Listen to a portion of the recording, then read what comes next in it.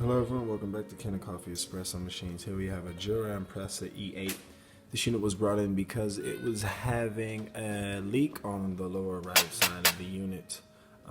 After running a few shots, you would see water begin to pour out from the bottom of the machine.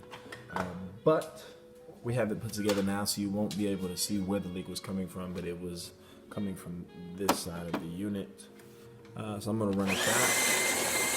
And in the shot, you'll see that the coffee comes out perfectly, and I will show you the bottom of the unit after, and you'll see that there is no water leaking.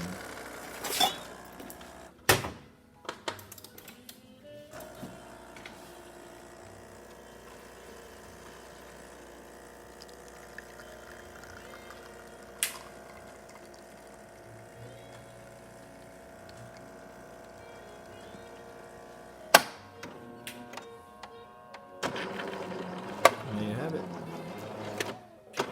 Perfect shot, no leaking from either side of the unit.